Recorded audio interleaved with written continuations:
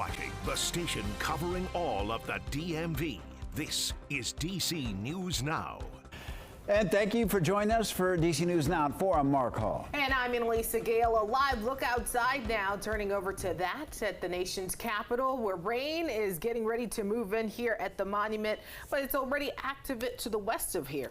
Well, let's get over to meteorologist Damon Madsen with the first look at our forecast. Damon, are there also concerns about potential storms? Yes, indeed. As we go throughout the rest of the evening, we're going to see activity across the DMV. Now, this is starting out to our west before pushing east toward the DC Metro, the I-95 corridor. But first and foremost here, folks, Chief Meteorologist Janessa Webb driving the radar. We have this very active, strong storm back across portions of northern Virginia near the I-81, I-66 interchange, stretching from Strasburg all the way over toward Ashby and Boyce here. We have a severe thunderstorm warning on this cell that goes until 4:15 p.m. as there is the threat for frequent lightning, small hail. There could be a little bit of wind, but overall, it looks like the wind element with this storm is not the primary concern. What we have, though, here is a flash flood warning, this light blue box. All of these dark reds you see, it's very heavy rainfall that's been coming down over some of these same locations just east of Strasburg. Again, right along I-66, stretching up toward Middletown and over toward the Route 340 corridor. Here's all the lightning with this storm as well. 143 strikes. We cannot emphasize enough the fact that lightning is also a threat with these storms as they continue to develop and strengthen. But right now, this is certainly a rainmaker. My goodness, we have estimated totals just within the last hour of close to 5, even 6 inches potentially coming down. We are in an extreme drought, yes,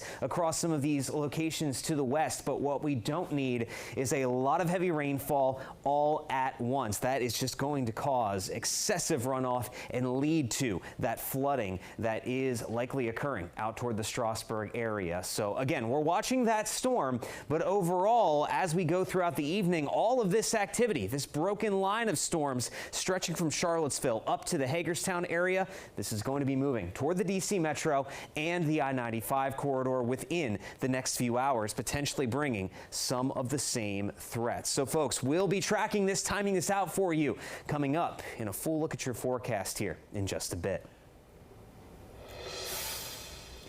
Damon, thank you. On the move, we're learning about the ripple effects that are coming when DC circulator bus service winds down. Yeah, the Department of Transportation is cutting several bus routes that help to connect certain areas of the city looking for access to transit. Now, the goal is to stop the service by the end of the year.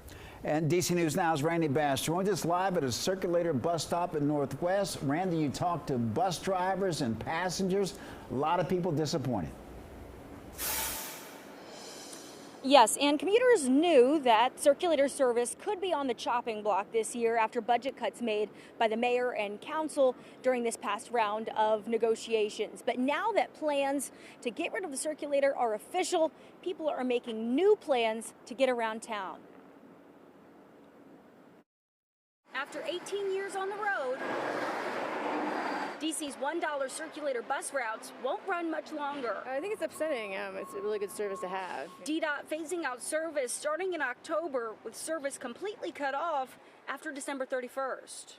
Commuters we talked to disappointed to lose those additional bus routes. So it's nice that they had a circulator. You know, there's a buffer for Georgetown especially. It usually fills in the blanks where there's no options, which is nice. Areas like Georgetown, Glover Park, and parts of the National Mall lacking other transit options. I was like, oh my God, we need the circulator. We need it to ride on. A lot of people take the circulator to work. The circulator, only $1 a ride, cheaper than other alternatives like Metro bus routes. Those prices now up to $2.25. And as for those behind the wheel, ATU Local 689 represents circulator drivers, saying the union only got a few hours' notice about the swift shutdown timeline, saying in a statement, the union is deeply disappointed by how the process has played out so far. Local 689 has been consistent in our calls to bring over circulator workers and integrate soon-to-be defunct routes into the Metro bus network.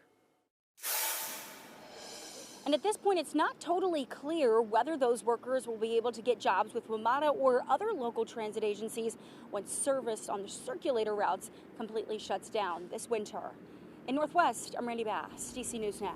Randy, thanks so much. Well, new at 4 in Loudoun County, police have now arrested a Sterling man in connection to a deadly carjacking. Jose Aguilar Martinez is facing a felony carjacking charge, but additional charges are also pending.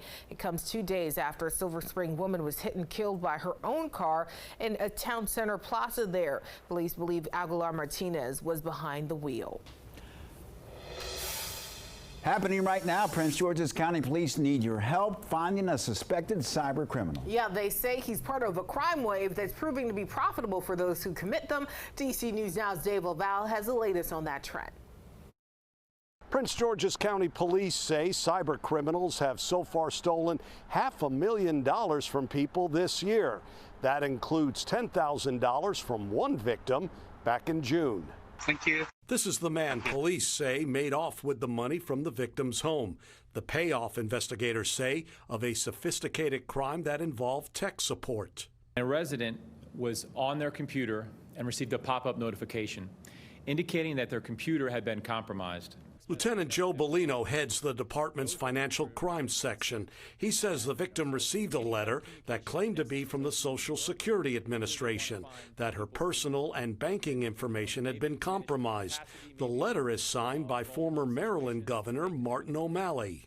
The victim then, following the guidance of what she believed to be government officials, was told to withdraw in excess of $10,000 from her banking institution.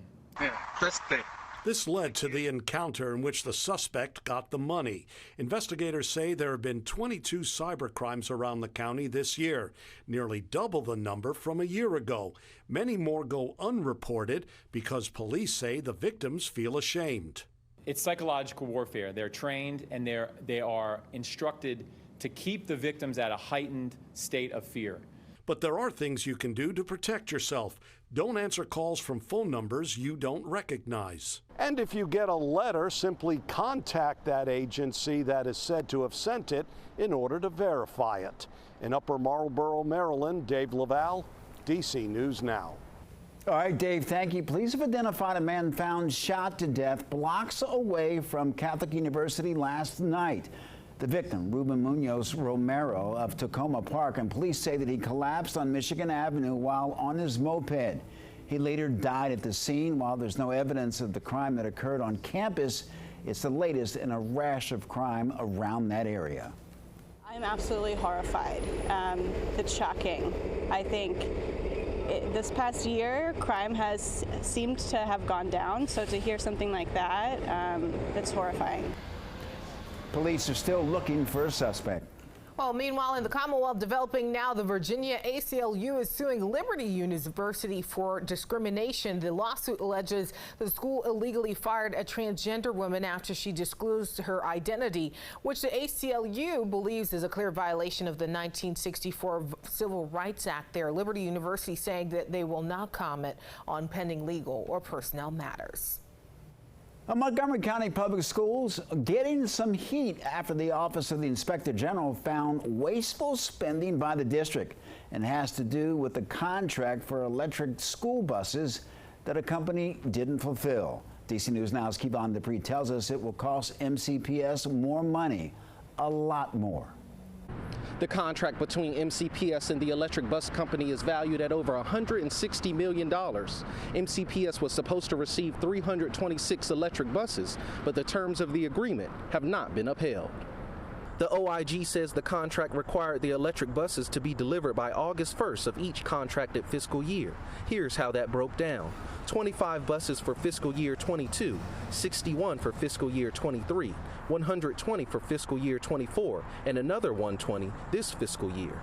The findings show that the buses were not delivered on time by the company during any of the fiscal years. The company told MCPS that it will not be able to deliver the full number of buses for the upcoming one.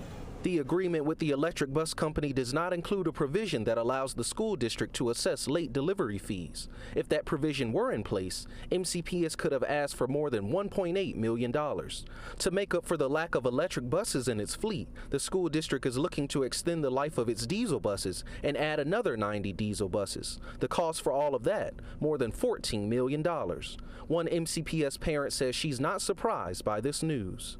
Electric school buses should have been the farthest down on the totem pole. And people tried to say that. There were people who spoke out against it, and they don't listen. MCPS put out a statement following the Inspector General's investigation, saying in part, "We will take the necessary actions to address the identified issues." This includes implementing data tracking systems, enhancing management practices, and improving vendor communication and contracts. Reporting in Rockville, I'm Kevon Dupree, DC News Now. Kevon, thank you. And statewide, Maryland is continuing efforts to reduce its carbon footprint. The state has just awarded $11 million in federal funding, and of that money, $2.5 million will go to Montgomery County for new electric charging stations. And a chunk of the funding will go specifically to Rockville for new charging stations and bike share options.